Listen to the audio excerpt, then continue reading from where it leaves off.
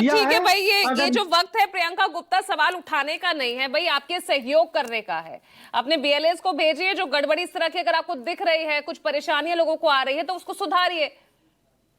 अरे पूजा जी, जब सहयोग करने के लिए पत्रकार सामने आए तो उन्हें क्या एफआईआर की धमकी नहीं मिली? आपके चैनल ने खुद दिखाया। अब मैं बात करती हूँ इलेक्शन कमीशन के। भाई, इलेक्शन कमीशन को अलौकिक शक्तियां प्राप्त हो गई हैं। मरे हुए लोग वोट डालेंगे और जिंदा लोग वोट नहीं डालेंगे, वो घर में बैठेंगे। उसके बाद भी जिम्मेदारी किसकी होगी? विपक्ष की होगी। अरे भैया, विपक्ष अपने चुनाव की तैयारी करे या आपकी जो एसआईआर की प्रक्रिया है उसका फर्जीवाड़ा खोलता रहे? हकीकत ये है कि मुद्दों से इनको भटकाना है। और एसआईआर प्रक्रिया इतनी फर्जी हो चुकी है, इतनी फर्जी हो चुकी है, जिसका कोई अंत ही नहीं।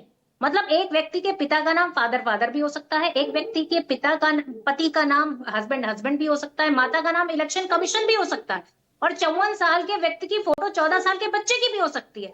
नुसरा खातून का पति अब्दुल ठाकुर भी हो सकता है। मुझे तो लगा कि भैया ये अब्दुल ठाकुर वाला जो केस है, ये पूरी तरीके से झांगुर बाबा का इम्पैक्ट लगता है इस पे।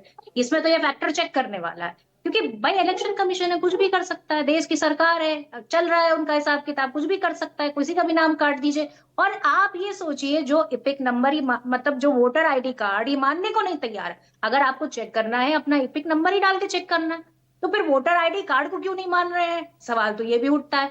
अब बताइए कि एक पत्रकार है अभिषेक जी, वो कहते हैं कि उनके घर के एड्रेस पे सिन्हा साहब पटेल सब शामिल हो गए, और ये तो समाजवाद का विरोध कर रहे थे कि भैया जो हमारे संविधान में समाजवाद शब्द है उसको हटा दीजिए। पर इलेक्शन कमीशन ने एक ही महीने में उसको जीवंत कर दिया।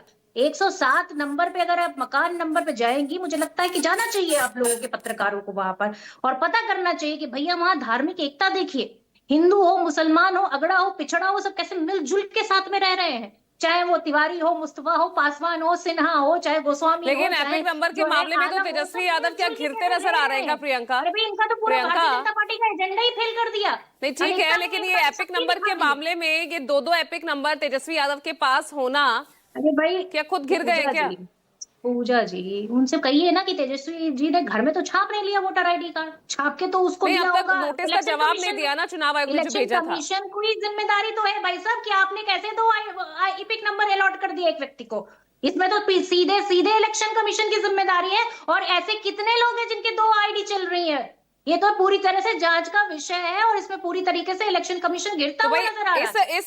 इस एपिक नंबर के लिए, दूसरे जो एपिक नंबर के लिए अप्लाई भी तो किया गया ना, कार्रवाई भी होती है इसमें, इन अप्लाई मामलों में। करेंगे तो आप सेम दीजिए ना, आप किसी को दूसरा उठा कर दे देंगे? इलेक्शन कमीशन पूरी तरीके से कैसे आंखें बंद करके काम कर रहा है? एक संवैधानिक संस्था जिस पर पूरा चुनाव, जिस पर पूरा लोकतंत्र पूरी तरीके से ठहरा हुआ है, उस पिलर को कितनी कमजोर है। उस पिलर की आत्मा ही मर चुकी है। उस पिलर में ये ताकत ही नहीं ठीक कि है वो वैभव सच्चाई को सामने श्रीवास्तव, ला ये सके। लोकतंत्र को कौन कमजोर कर रहा है? एसआईआर का ये मुद्दा इतना हावी हो गया है कि हर कोई इस वक्त